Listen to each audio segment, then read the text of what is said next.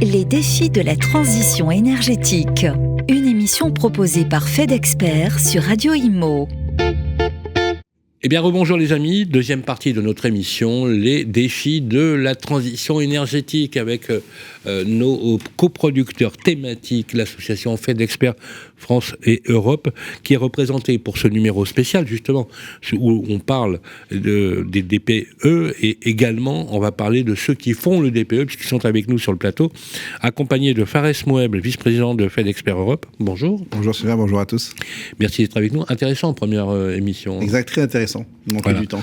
Voilà. Oui, mais on a mis déjà plus d'une heure, croyez-moi, dans les médias, c'est déjà pas mal. Bien sûr, on ne peut rien faire sans Henri Buzicazo sur le marché, bien évidemment. Bonjour Henri, merci d'être avec nous. Merci Sylvain. C'est toujours un plaisir de vous avoir et heureusement que vous êtes là. Merci également à deux personnes. Alors, messieurs, vous êtes un peu c'est l'appartement témoin, vous savez comment vous savez, on parle beaucoup des diagnostiqueurs immobiliers, mais on parle pas assez de vous, en fait. Et on vous met pas assez en avant, et on a décidé, avec la gouvernance de FedExpert, notre coproducteur, n'est-ce pas, Fares, de vous mettre à l'honneur. Il y en a un que je connais bien, parce que j'ai déjà interviewé sur un plateau, Denis Potvin, bonjour. Bonjour Sylvain. Vous êtes diagnostiqueur, bien sûr, et vous êtes basé dans le Pas-de-Calais. Merci d'être venu, puisque vous avez pris le train pour venir nous voir et venir physiquement sur le plateau. Alors vous avez carrément pris l'avion pour venir, parce que vous venez de Perpignan, c'est Simon Chicot, merci d'être avec nous. Vous êtes diagnostiqueur immobilier également. Alors, on va faire je vais m'adresser à vous, messieurs, mais d'abord faire un petit pitch avec mon ami Henri Buzicazo en guise d'introduction.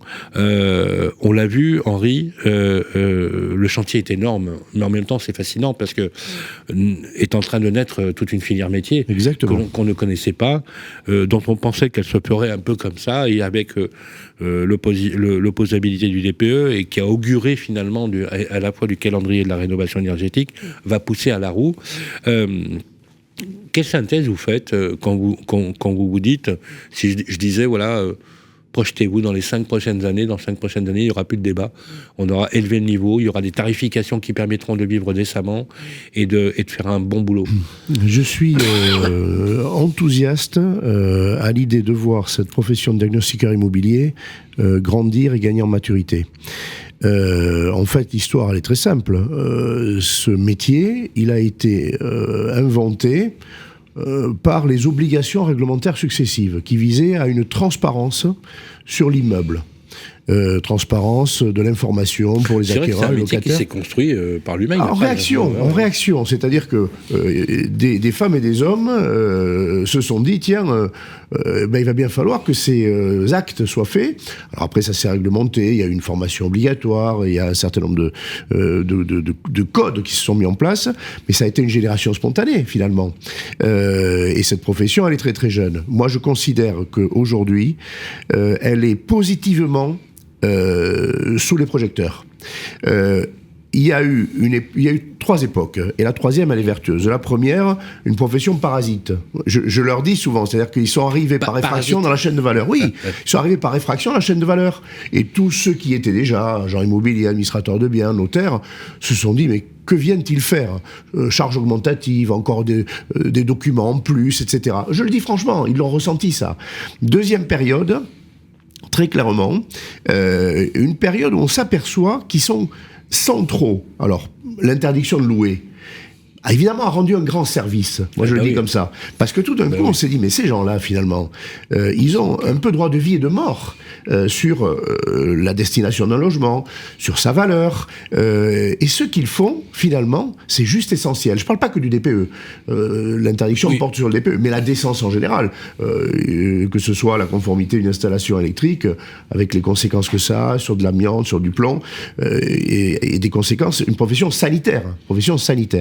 Donc, tout d'un coup, une conscience collective que ils sont dans la chaîne de valeur, pas par effraction, mais parce qu'ils ont un rôle à jouer. La troisième période, ça consiste à dire, est-ce que vous êtes digne de cette mission essentielle? Lionel Cos parlait de politique publique.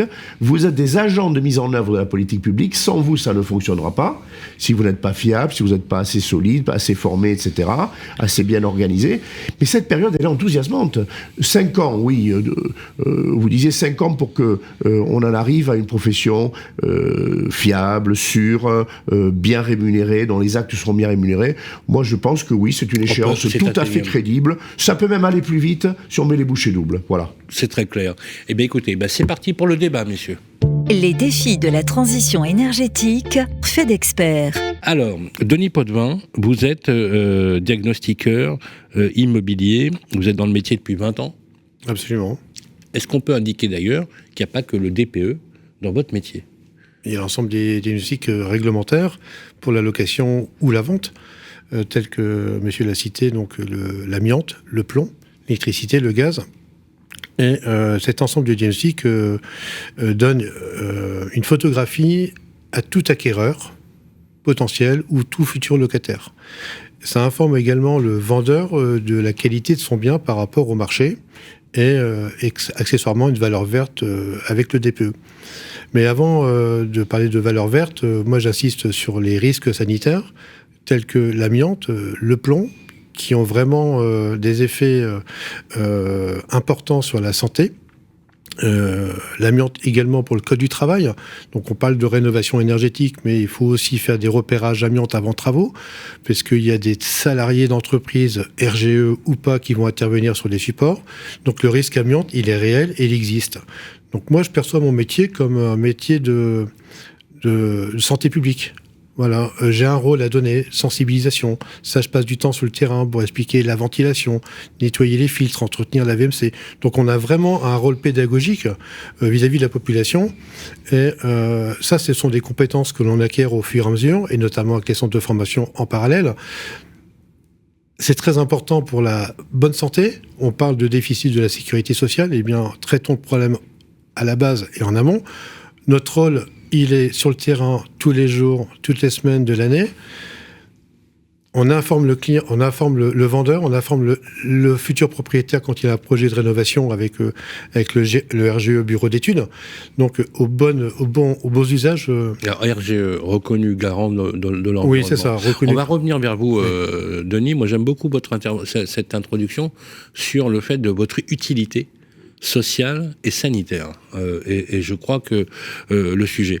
Et je vais vous dire pourquoi. Parce que une étude de l'Agence nationale de sécurité sanitaire a mis en place un observatoire qui a démontré que chaque année, il y a 20 000 décès liés à la mauvaise qualité de l'air dans la maison, dans l'habitat, et également aux problématiques de contamination et de remontée capillaire ou d'humidité, tout simplement.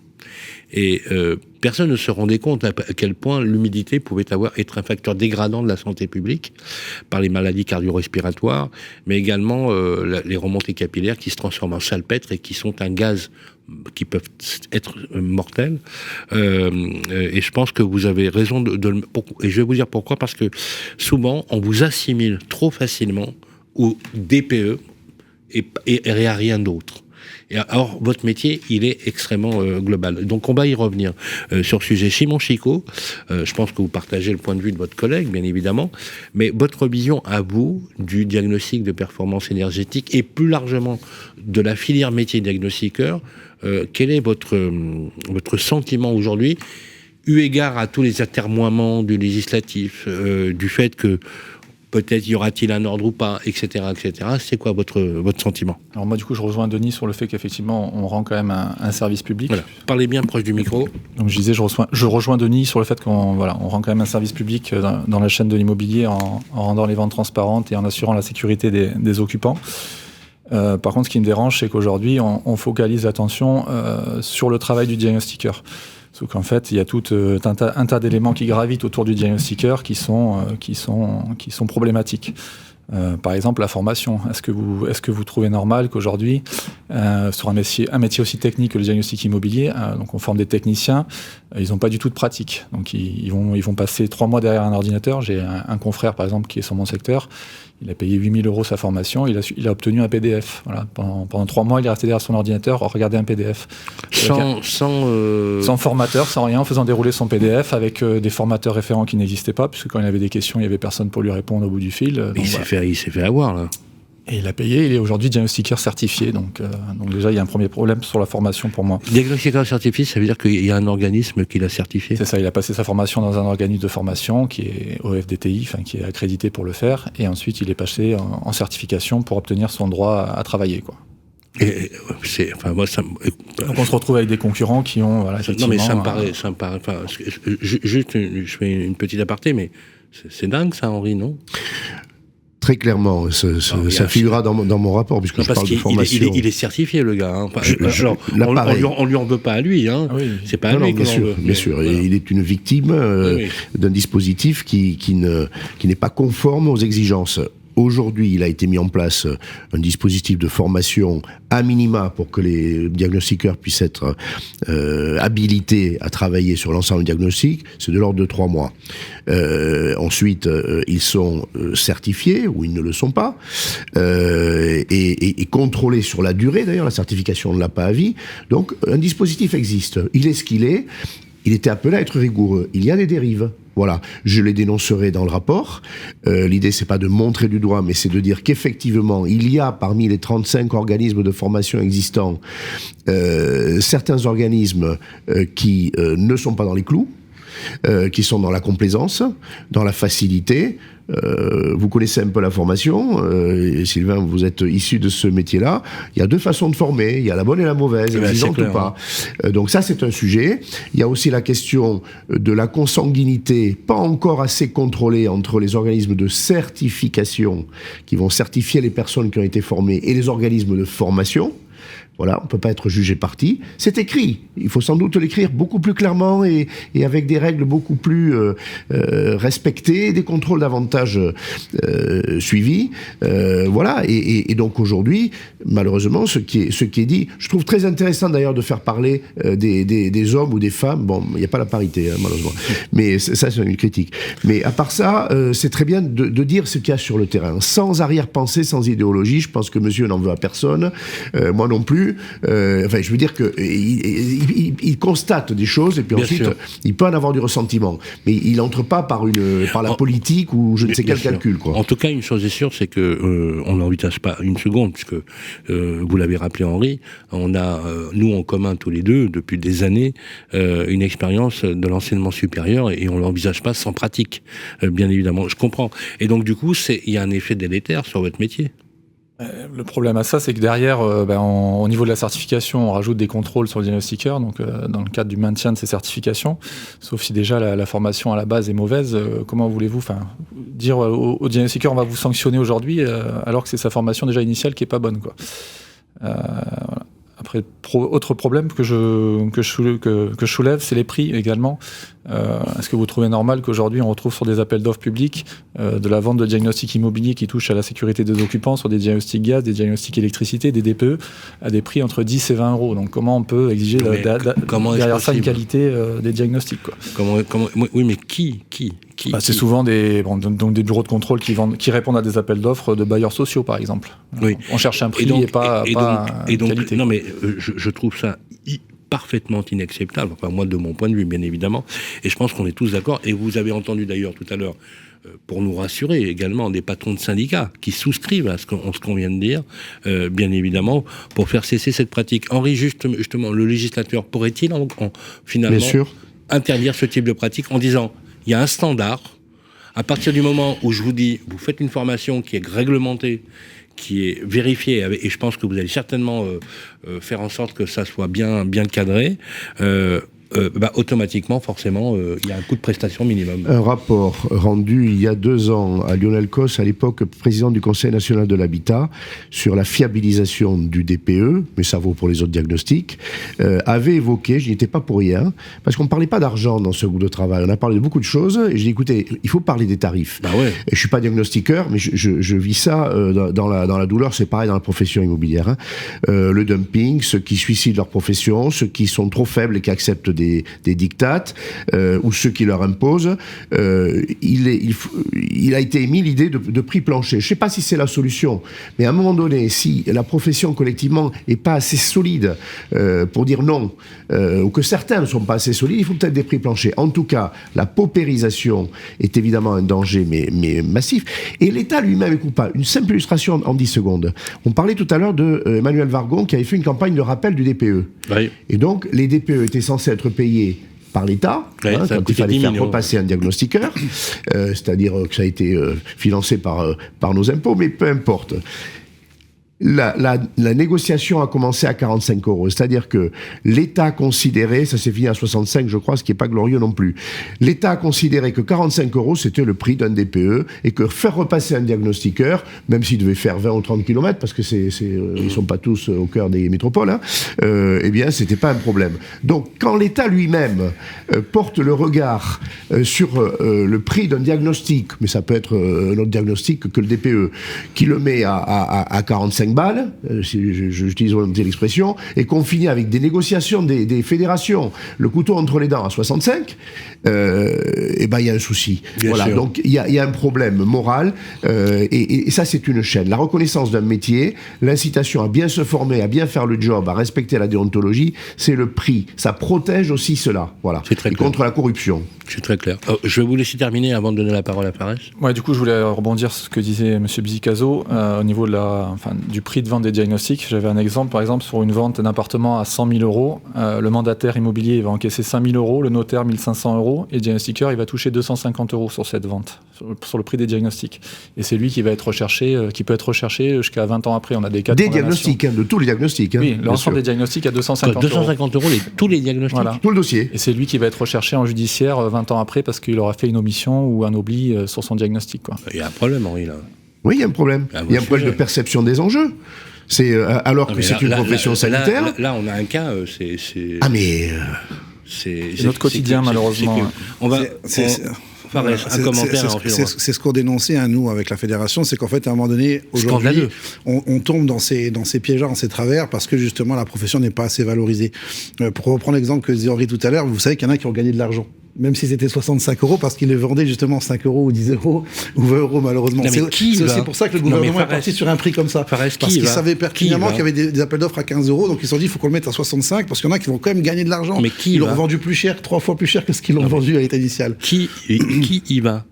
Et combien ils gagnent, les mecs? En fait, aujourd'hui, comme pardonnez-moi, disait tout à l'heure Henri, ils sont pris en otage. Ils sont pris en otage par il y en a qui leur imposent des dictates avec l'offre et la demande. C'est-à-dire qu'en fait, compte, ils se partent du principe qu'il y aura toujours moins cher que toi, si j'ose dire. Donc, en fait, compte, à un moment donné, le diagnostiqueur, qu'est-ce qu'il fait? En fait, vous voulez dire que les donneurs d'ordre, d'ordre, soyons clairs, des foncières, des groupements, etc., leur seul curseur de qualité, c'est le mieux-disant. ce sera que le prix. Aujourd'hui, moi, quand j'ai effectué ça, c'est une enquête aujourd'hui de proximité, les usagers, d'ailleurs, les diagnostiqueurs qui sont en face le témoigneront, les clients vous disent, je veux que le bout de papier. Pour moi, c'est qu'un bout de papier. Tout à l'heure, on parlait justement de sécurité sanitaire, etc. Pour celui qui vend, il veut se débarrasser de son bien. Donc, il réfléchit pas aux conséquences. Donc, il dit, moi, je veux un papier parce que le notaire m'a appelé. Et des fois, il vous appelle en ronchonnant, en disant punaise. Et moi, j'ai toujours dit ça. Tout à l'heure, comme disait Henri, c'est dans le chef des valeurs. Si la note est mauvaise, c'est la faute du diagnostiqueur. même le délai. Ouais, Quand on met sous pression un diagnostiqueur, et ça peut venir d'un agent immobilier ou d'un notaire, Oui. et qu'il faut que, en gros, la veille, il ait fait le diagnostic, il y a un souci. Vous dites pas ça à un médecin. Vous lui dites pas, écoutez, faites-moi le diagnostic, allez vite, parce que je suis pressé. Ou alors, il y en a qui le disent, il faut une attestation pour aller jouer au foot, etc. C'est pas très grave. Bon, voilà. Moi, je l'ai vu, le jour même, sur des signatures qui intervenaient l'après-midi où les diagnostiqueurs font bien leur boulot en disant maintenant votre diagnostic amiante il est périmé, il est plus bon. Et vu qu'il y a une politique économique, on dit non, on va jusqu'au notaire pour voir si c'est bon ou pas. Et quand le notaire met son droit de veto en disant non, finalement c'est pas bon, et ben dépêchez-vous, la signature elle est à 16h. Il faut que vous fassiez ce diagnostic ou vous le mettez à jour, notamment les termites, où il faut un déplacement sur site. Et il y a des personnes qui mettent à jour le rapport à distance. Alors que là, par exemple, c'est interdit. Il faut se redéplacer. Mais vu qu'il y a une logique, malheureusement, que j'appelle ça une mauvaise culture économique des choses, eh ben, on tire les prix vers le bas et ces gens-là ne sont pas valorisés. Et après, c'est ce qui pousse, malheureusement, certains, comme disait tout à l'heure Henri, à être victimes de cela. Ils ne sont pas fraudeurs par nature, hein, ou ils veulent pas jeter la réglementation par nature. C'est qu'ils se disent, bah, finalement, je vais subir une concurrence déloyale, donc il va falloir que je m'adapte. Et il y en a, malheureusement, qui, venant dans le métier avec une bonne intention, glissent vers ces dérives. Alors justement, est-ce que, Denis, il y a de la concurrence déloyale dans votre métier ? Attendez. Oui. En fait, le diable se cache dans tous les détails. Il est partout, le diable. On peut pas en faire un livre, il serait trop court. Il faudrait faire une encyclopédie. Et je tiens à remercier M. Henri Buzicazo, qui vient de dire un mot qui est très important pour moi et qu'on ne voit pas dans les manuels de formation, qui n'est pas repris dans les décrets, dans les arrêtés d'application, dans tous les domaines. C'est le mot de déontologie. Il est grand temps qu'il y ait de la déontologie qui soit écrite. Il est grand temps qu'il y ait de l'éthique dans notre métier. Il est grand temps que l'ensemble des acteurs de cette profession, qu'ils soient certifiés ou non certifiés, ce que j'appellerais des fonctions support, aient un minimum de formation sur la complexité du travail des techniciens au quotidien. Que l'État travaille là-dessus, qu'il y ait des formations qui sont proposées. Et ainsi, on va pouvoir structurer le marché. Un code de déontologie, ça me fait penser à un ordre. C'est le début d'un ordre. Un ordre, c'est deux choses, il faut le savoir. On ne le sait pas forcément, on est tellement habitué à vivre avec, les avocats, les médecins, les archis. C'est d'abord un référentiel de gestes obligatoires qui définissent finalement un savoir-faire. C'est ça un métier, hein, c'est un corps de savoir-faire. Ça existe dans tous les ordres. Et chaque professionnel a ça dans son tiroir ou sur son ordinateur.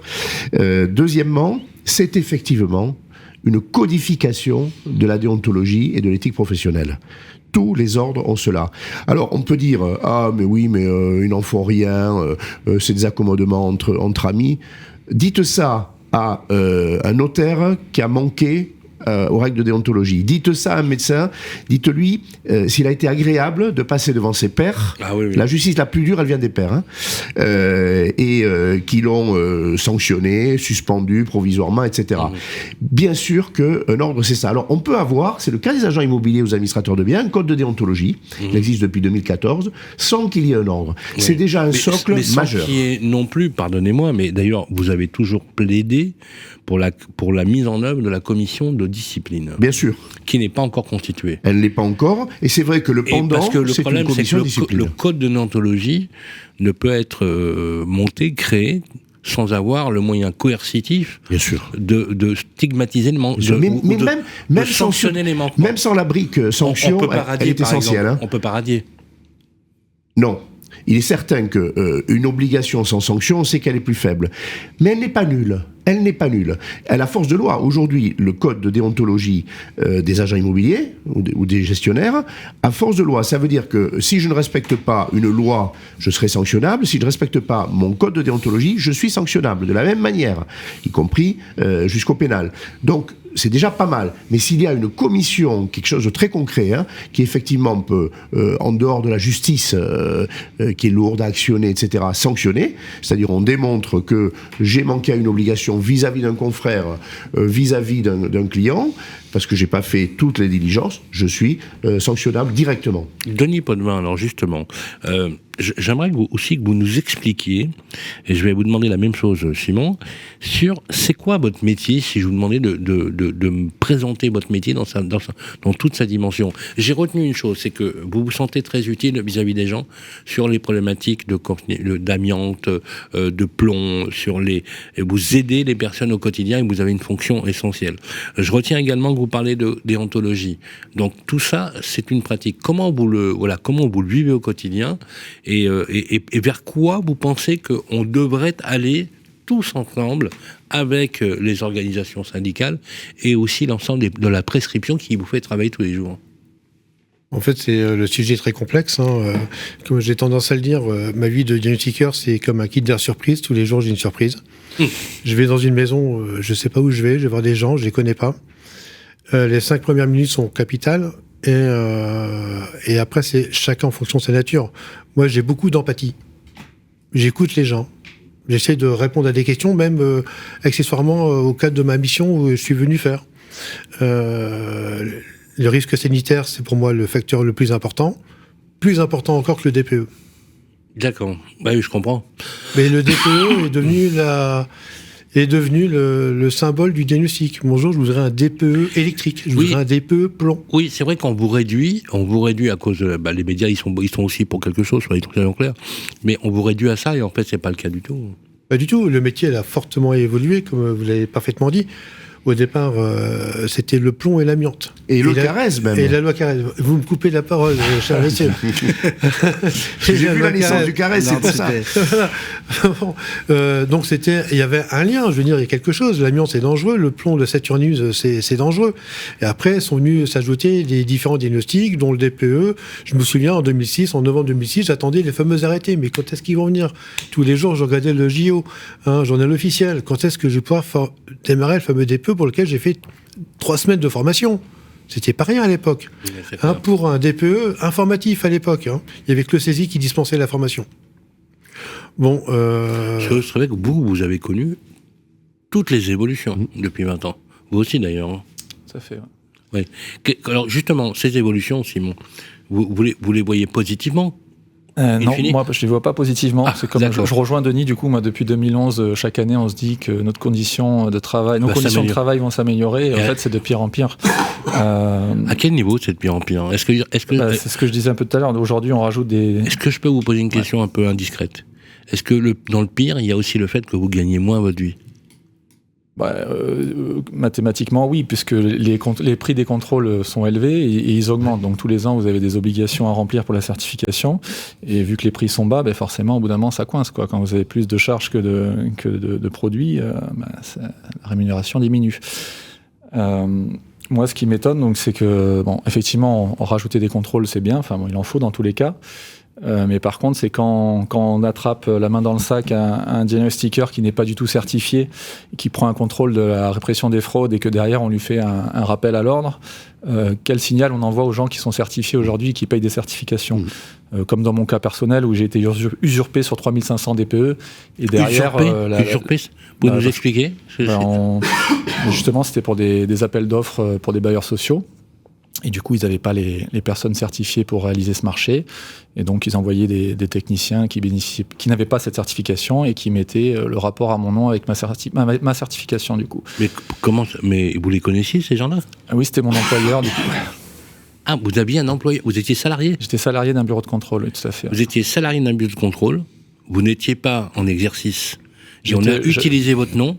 Du coup, j'étais affecté à d'autres missions, et pendant ce temps-là, on a utilisé votre nom et votre certification qui est donc, du coup, personnelle. Tout à fait. Vous voulez dire que quand vous travaillez comme salarié dans un bureau d'études, le diagnostiqueur, il a une accréditation personnelle. Une responsabilité personnelle. Et donc à l'ADEME, parce qu'on dépose à l'ADEME, il y a eu 3500 DPE à votre nom. Voilà, je faisais à peu près 500 DPE par jour quand on regarde les relevés sur l'ADEME, et ça dérangeait personne. Donc du coup, en 2019, j'ai fait une déposition à la DGCRF. Et aujourd'hui, on est en 2025, j'ai pas eu d'écho comme quoi cette entreprise avait une sanction exemplaire pour pas que ça se reproduise dans d'autres entreprises. Mais pourquoi vous n'avez pas porté plainte? Il y a une plainte pénale qui se balade depuis plusieurs années. Pour l'instant, elle n'a pas abouti, mais je garde. Il me semble que vous travaillez plus dans ce bureau d'études? Non. D'accord. Ça a dû être folklorique, là, le départ? Oui, rupture pour faute dans l'employeur, donc c'est terminé au tribunal. Et est-ce que le tribunal a reconnu les torts de l'employeur?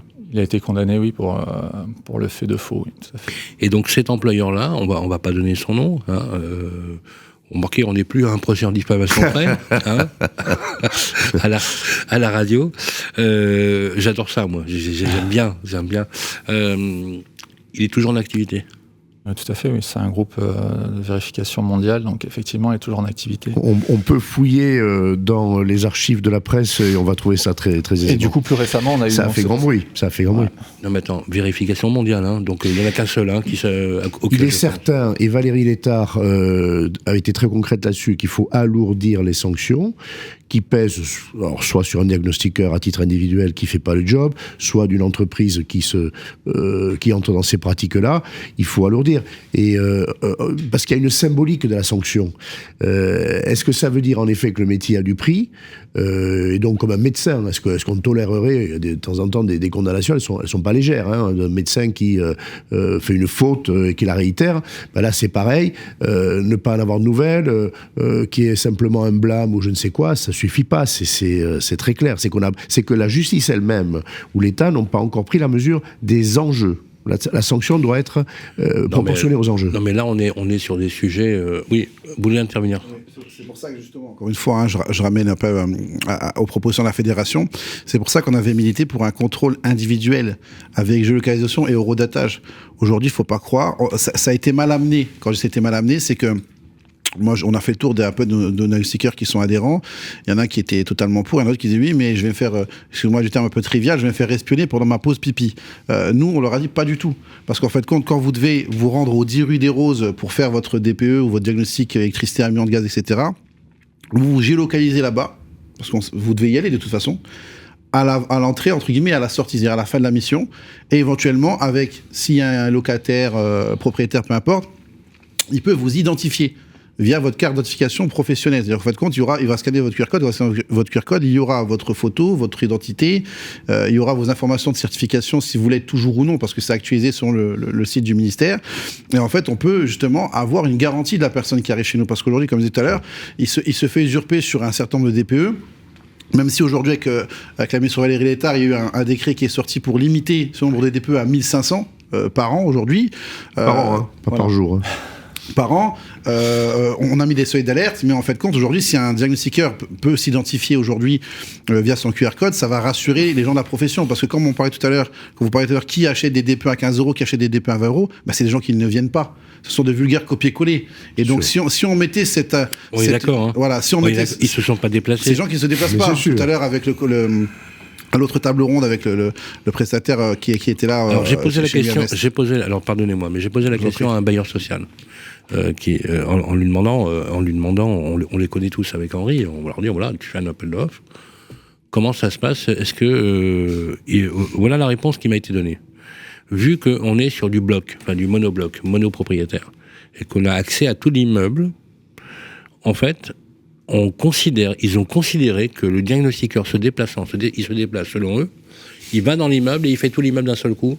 Et donc, du coup, il mutualise, en fait, en réalité. Et que c'est aussi rentable que s'il le faisait Sauf que si on était dans les règles de l'art, et vous me dites si je me trompe pas, il faut à peu près pour un T2, 2 heures, non ? Pour faire un DPE, en moyenne ?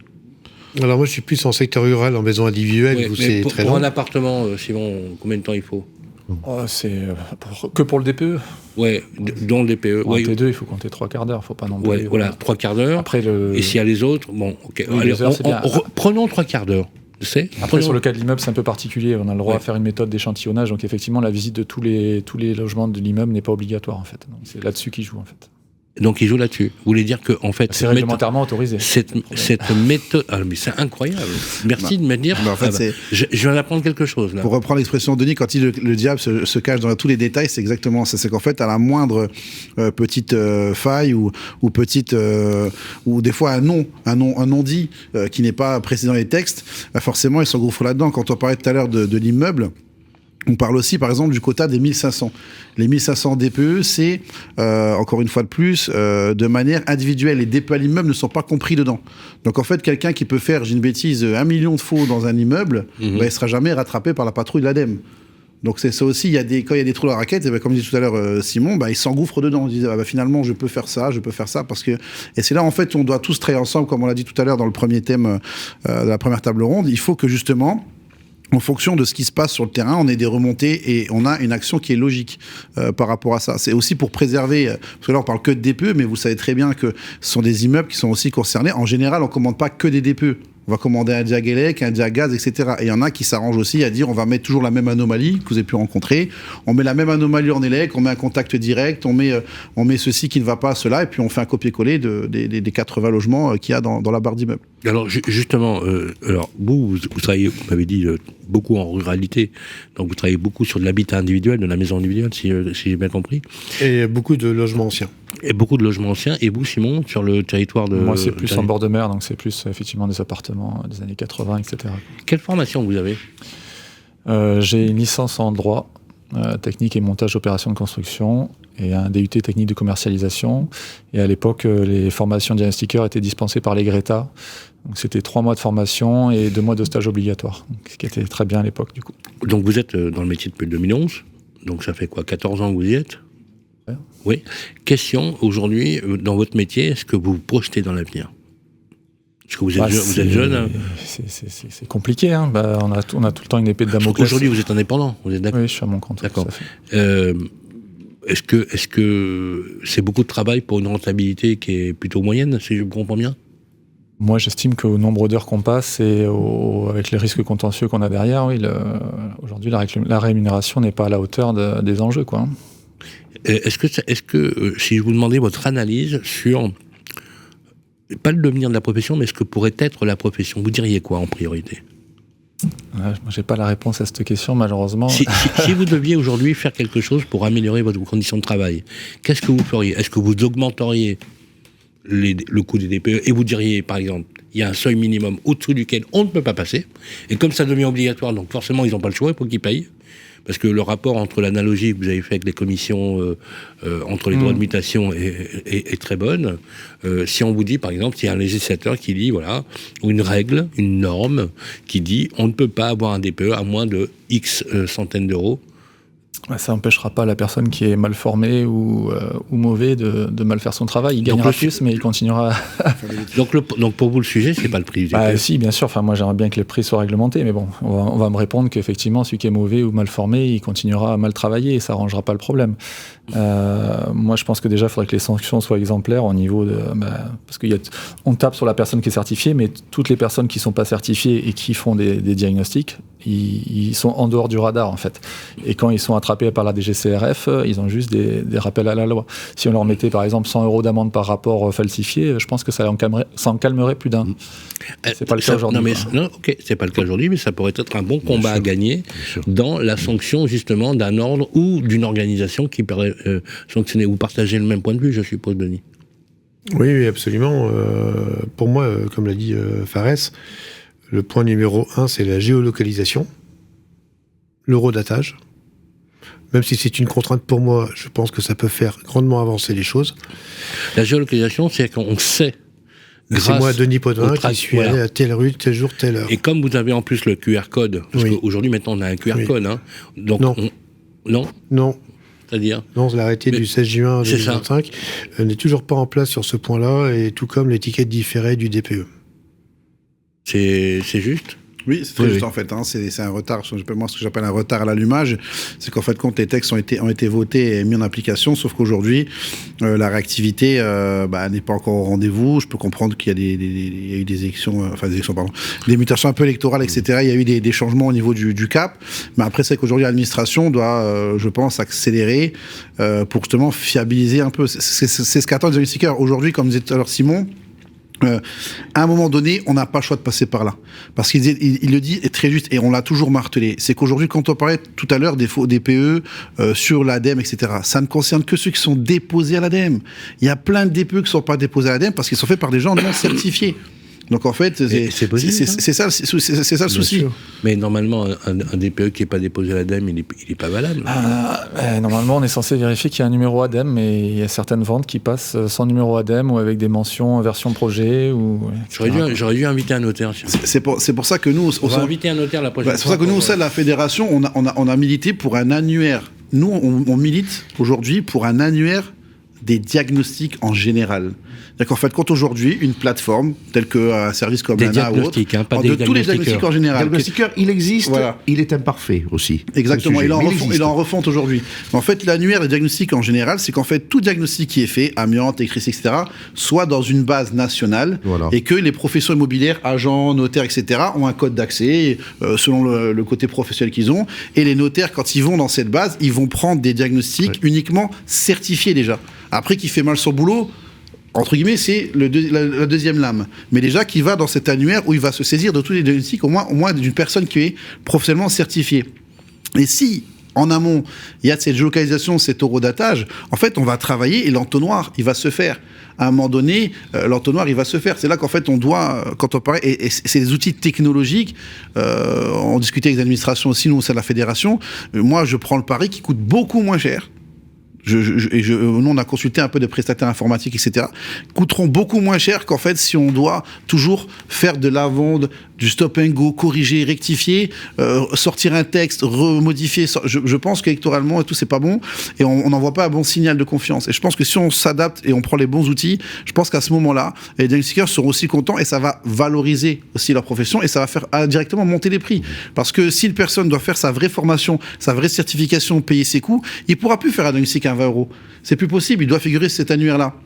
Donc à un moment donné, ça va être un cercle vertueux. Mais encore faudrait-il se donner les moyens, comme on dit tout à l'heure, encore une fois en première table ronde, se donner les moyens de nos ambitions. C'est-à-dire qu'en fait, compte, on se sert dans cette base-là, et vous verrez que, moi je sais que les diagnostiqueurs, ils n'attendent que ça aujourd'hui, de revaloriser leur profession, de gagner un peu plus leur vie dignement, et ils n'ont pas de problème à payer un contrôle supplémentaire. Mais ils veulent le payer parce qu'ils sont d'une part bien payés, et de deux, ils savent qu'il n'y a pas de concurrence déloyale. Bien sûr. Et que le contrôle est adapté. Il y a aussi des vis à tourner pour qu'il y ait une bonne adaptation. Quel statut alors vous êtes indépendants tous les deux. Quel statut vous avez? Indépendant. Non mais quoi, travailleur non salarié? Vous êtes en société? Oui, tout à fait. Ok. Est-ce qu'on peut exercer en société dans votre métier? En société, oui, tout à fait. Ouais. D'accord, donc on peut avoir... des sociétés commerciales. Hein. On peut avoir une société commerciale avec des salariés diagnostiqueurs qui sont salariés à plein temps, etc. Quelle est la moyenne de rémunération d'un diagnostiqueur en France? Si je peux me permettre, à ce sujet-là, on n'a pas de branche professionnelle. On a simplement une convention collective qui s'intègre 3018, je pense, de mémoire. Vous êtes rattaché. Qui concerne des ingénieurs et cadres. Bon. Oui, donc dans le combat à mener, ça serait. D'ailleurs, je vais vous dire, si jamais ça devient un ordre, il y aura forcément la création d'une section paritaire, me semble-t-il, et certainement la création d'une spécificité... qui est tout au moins une branche syndicale dédiée à ce métier-là. C'est un point important. Et qui est parce qu'aujourd'hui, en fait, il n'y a pas réellement de syndicat. Parce que FedExpert est une association loi 1901, toutes les autres organisations, NIDI, SIDIAN, etc., FIDI, c'est quoi? C'est des associations pareilles? Syndicat. Mais est-ce qu'ils n'ont pas le statut de chambre syndicale? Alors certains oui, d'autres non. Mais quoi qu'il en soit, un problème, c'est le nombre de représentations syndicales, quel que soit leur statut, on va appeler ça des syndicats. La question de la convention collective, elle fait partie de ces éléments structurants. La formation est un élément structurant et qui crée une homogénéité. Une commission paritaire de branche propre, moi je pense vraiment que ce serait salutaire. Ça rejoint le financement de la formation derrière, pour avoir un OPCO qui soit dédié, qui mette davantage de moyens sur la formation pour que le reste à charge soit réduit pour les diagnostiqueurs. Tout ça, on le voit, ce sont des briques qui peuvent être constitutives à terme d'un ordre ou pas, mais ce sont des briques importantes. Prenons les professions Laouguet, qui sont très très proches, eh bien, elles ont une convention collective dédiée, ça fait maintenant longtemps, une commission paritaire, et ce n'est pas un ordre, elles ont un OPCO dédié, qui est l'OPCO-EP, pour la petite histoire, les entreprises de proximité. Voilà, il y a tout un chaînage, et je trouve que ce qui se passe aujourd'hui avec la profession, c'est une aspiration à ça. Quand on dit aux diagnostiqueurs, qu'est-ce que tu penses de ça, ils sont pour. Beaucoup vont dire, mais nous, on va même jusqu'à l'ordre, qui est l'addition, en quelque sorte, de tout ça, et un petit peu plus. Voilà, donc, mais c'est en train de se faire. Moi, ce qui me rend optimiste, je mesure le désarroi de la profession. je lis tout ce qui s'écrit dans les réseaux sociaux, peut-être pas tout d'ailleurs, mais j'y suis attentif et j'y suis pas insensible. C'est-à-dire, je suis pas juste de béant en disant bon, ça va le faire. Je vois beaucoup d'efforts qui s'additionnent. J'ai vu une ministre très volontariste. J'espère que Vincent Jeanbrun va lui emboîter le pas, aller au bout des textes qu'il faut prendre. L'administration, elle est désemparée aussi. Hein, bon, elle change de patron tous les 4 mois, ça va pas. Donc les textes mettent un peu de temps à sortir. Aller au bout de cette structuration, dans les meilleurs délais, va résoudre le problème du désarroi de la profession. La profession, elle a plus le sentiment de mal-être, de désamour de la part de l'opinion publique, des pouvoirs publics, alors qu'en fait, elle est en train, pour moi, d'arriver à son terme. Elle va pas le faire seule. Les pouvoirs publics jouent un rôle, les syndicats représentatifs jouent un rôle, etc. Un commentaire, Denis ? Concernant un ordre, moi je le vois pas à moyen ou à court terme. Ce sera peut-être dans une décennie. Mais il y a des mesures urgentes. Avec ça. Il y a des mesures urgentes à prendre tout de suite. Géolocalisation et formation obligatoire pour toutes les fonctions support. Alors, formation obligatoire avec du terrain, parce que Simon, vous l'avez dit, le gars là en question, il a fait une formation, il a été certifié, il a tout reçu. Il a fait le job. Sauf qu'il a eu aucune pratique. C'est ça. Alors c'est obligatoire quand même, hein. Il y a des jours minimum de pratique obligatoire. Hein. Alors du coup, il y a un problème là. Alors, il a sûrement fait sa pratique obligatoire sur le DPE, mais pour les autres modules, il n'y a pas de pratique obligatoire. Exactement. Aujourd'hui, ça a été rajouté il n'y a pas très longtemps. Donc en fait, la pratique obligatoire n'est pas valable sur tous les modules. Et non, vu qu'on parle que du DPE, ils l'ont mis que sur le DPE pour l'instant. Et du coup, pour répondre à votre question, le salaire moyen d'un diagnostiqueur salarié, c'est entre 2000 et 2500 euros. Brut ou net ? Net. En fonction des entreprises. Un salarié, c'est entre 2000 et 2500 euros net. J'ai moi ce que j'ai rencontré pendant les années où j'étais salarié, ouais, tout à fait. C'est pas énorme, hein. Je suis pas sûr qu'on va créer des vocations avec ce taux de rémunération. Si vous voulez faire rêver la jeunesse, c'est ça. Ils vont plutôt aller vendre de l'immobilier. Si vous voyez ce que je veux dire. Je vais juste nuancer en disant que on a l'habitude. Il y a deux façons de faire rêver la jeunesse. Il n'y a pas que l'argent. D'ailleurs, pour un jeune diagnostiqueur, ça va aller. Voilà, moi j'ai dans ma proximité de jeunes diagnostiqueurs qui sont arrivés à 25, 27, 28 ans vers cette profession, après s'être cherchés un peu. Ils y sont très heureux et ce salaire leur convient, mais parce qu'ils n'ont pas charge de famille, etc. Ça ne va pas leur convenir longtemps. Deuxièmement, il y a le sens. Exactement ce que vous disiez.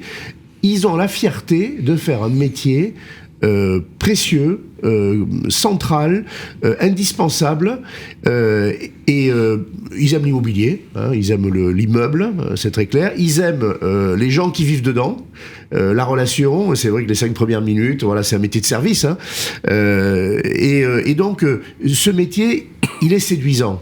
Il est évident que sa réévaluation économique, c'est un sujet. Alors, question, est-ce qu'on peut évoluer financièrement dans ce métier ? On peut gagner un peu plus ou pas ?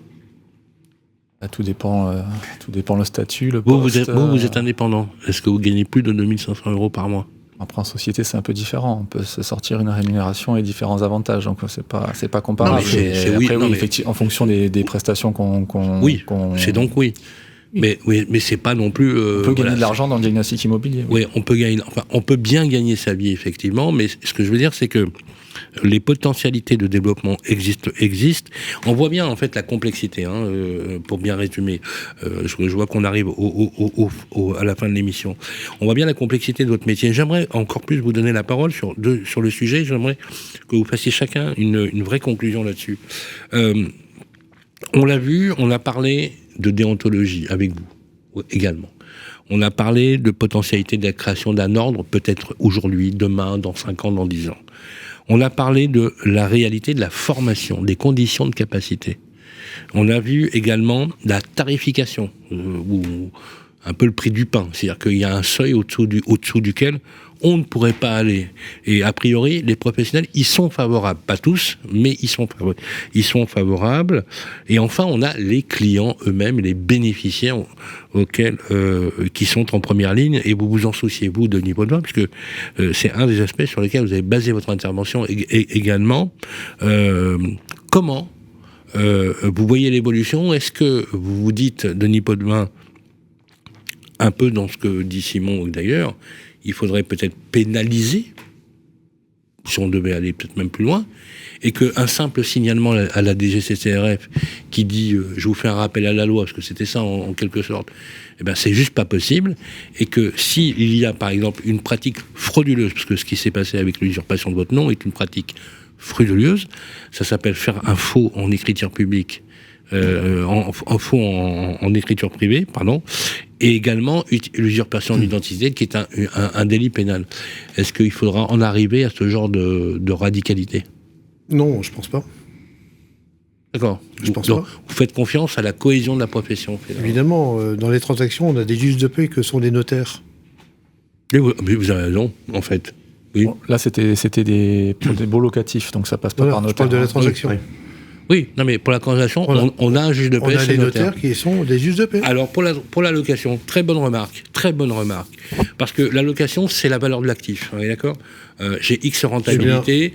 Je suis comme ça pour les. Non, mais c'est très pragmatique. Alors ? Que soit.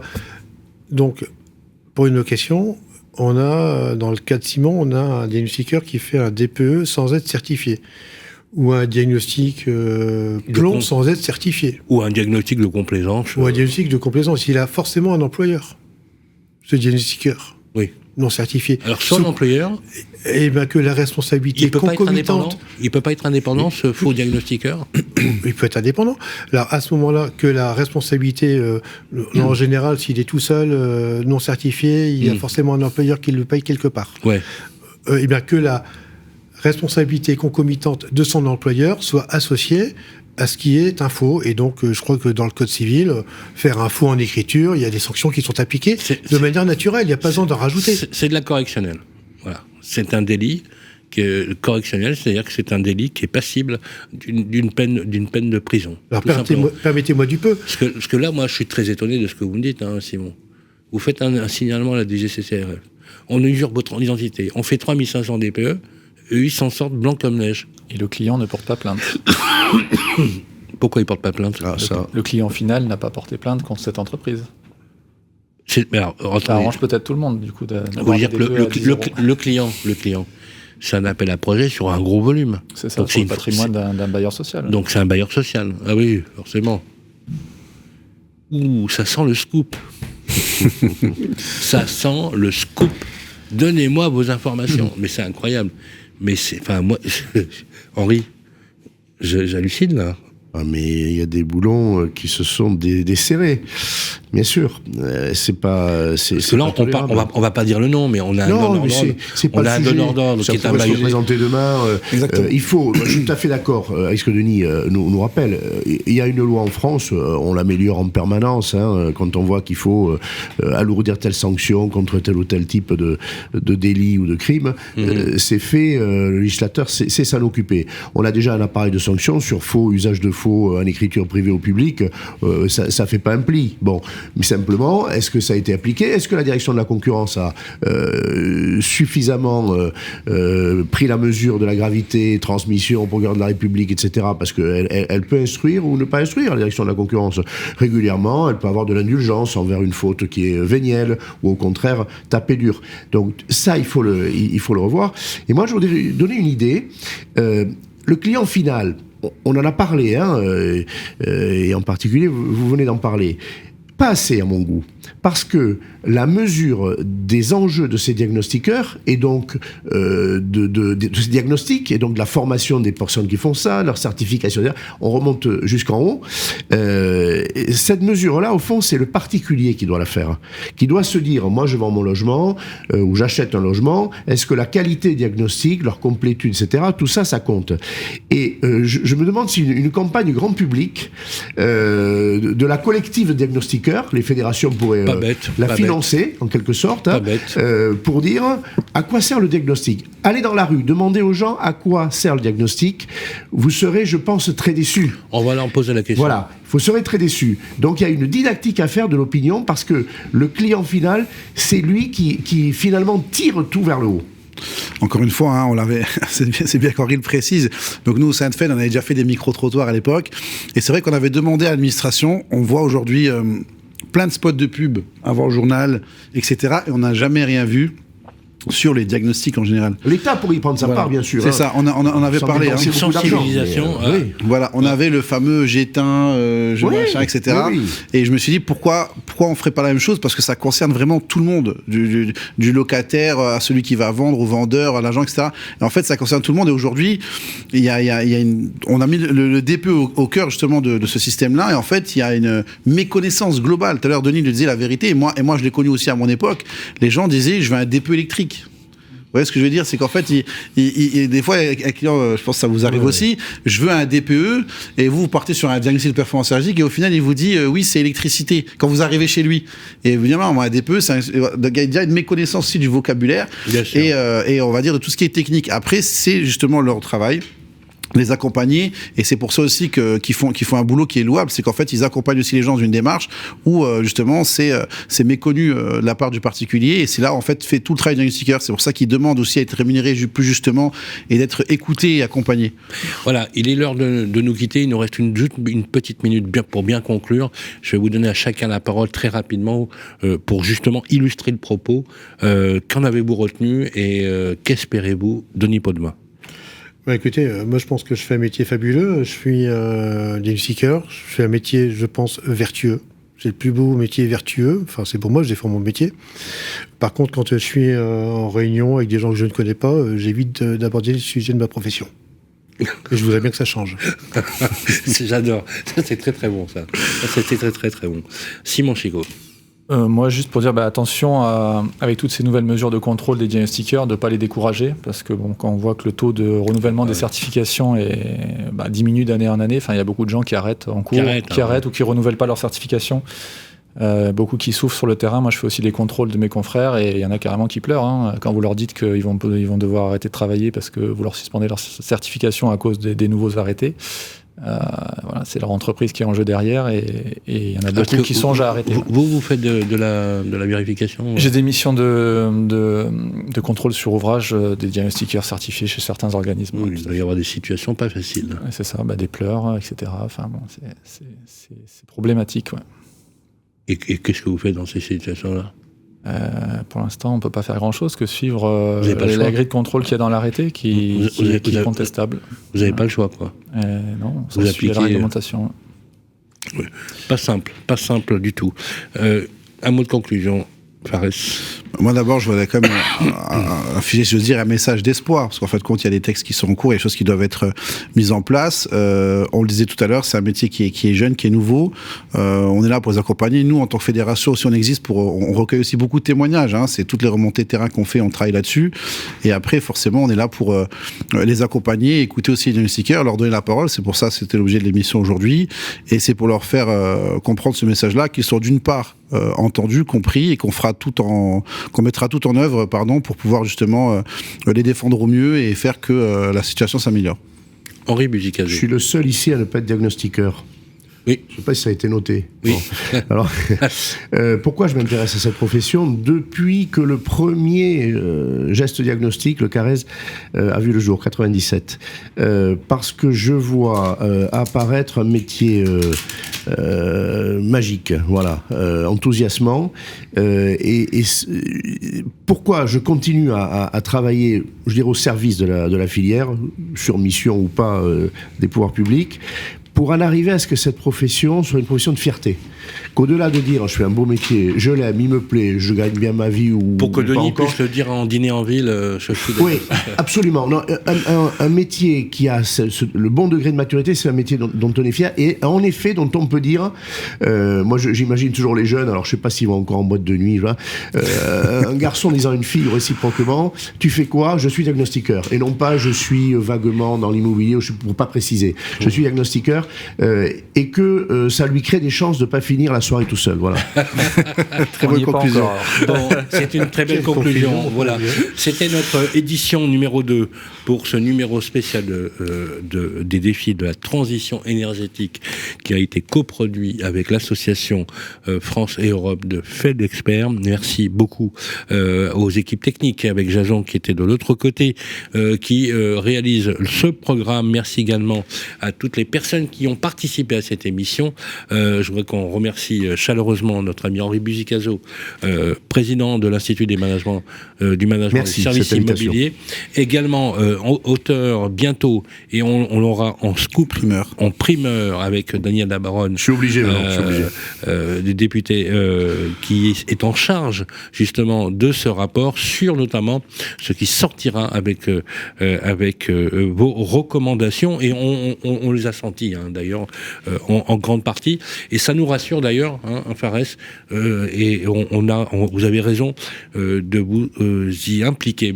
Fares Moeb, un immense merci aussi pour votre participation. Je crois que là, on a déjà tracé la feuille de route. Exactement. Il me semble. Voilà, on attend impatiemment que le président en titre revienne. Voilà, Assad El Ayash Moeb, vous êtes présent également sur BFM Business régulièrement et sur les antennes avec un numéro que l'on fait régulièrement, quasiment tous les mois, les défis de la transition énergétique, mais on vous revoit également sur les principaux événements, et le prochain événement, c'est le Salon des maires et des collectivités locales, ainsi que le CIMI qui arrive à grands pas. On vous y verra d'ailleurs, Henri Buzicazo, comme chaque année. Un immense merci à ceux qui font le terrain, qui sont aujourd'hui la première raison d'être de ce que fait la législation pour la rénovation du bâti, mais aussi le bien vivre, la qualité de vie dans l'habitat, avec ces fameux diagnostiqueurs aujourd'hui, filière métier. Immense merci à Denis Potvin, merci d'être venu sur le plateau. Vous êtes diagnostiqueur et vous habitez et vous vivez dans le Pas-de-Calais. Voilà, à l'autre bout, on a le sud-ouest de la France, à côté de cette très jolie gare de Perpignan qui fut dessinée par Salvador Dali, magnifique d'ailleurs. Le centre du monde. Qui est le centre du monde, absolument. Une très très très très jolie ville. Voilà, Simon Chicot, diagnostiqueur aujourd'hui sur toute la filière métier, mais également examinateur, si j'ai bien compris aussi. Parce que vous faites régulièrement, vous dites, changez rien, continuez à faire ce que vous faites, manifestez-vous pour les bonnes pratiques, parce que je pense que le salut viendra justement de vous, les professionnels. C'est vous qui bâtirez l'arborescence de ce métier demain, et tous ces on peut le dire, ces voyous, ces charlatans, ils résisteront pas longtemps, parce que comme vous l'avez déjà dit, Henri, on fait une saison puis après on s'en va, voilà, je pense que c'est aussi les choses qu'il faut retenir. Mais il faut retenir également, et je terminerai là-dessus, que la majorité d'entre vous font un métier hyper important, hyper intéressant, et dans les meilleures conditions, même si parfois c'est un peu frustrant de ne pas être justement rémunéré, car tout travail a un prix. Voilà. Merci pour ce numéro des défis de la transition énergétique. Vous pouvez récupérer le programme sur les plateformes d'écoute, comme d'habitude, sur l'application de Radio Imo. Portez-vous bien. On se retrouve pour un prochain numéro très rapidement autour de la rénovation énergétique. Les défis de la transition énergétique, une émission proposée par FedExpert. À réécouter et télécharger sur le site et appli de Radio.imo et sur toutes les plateformes de streaming.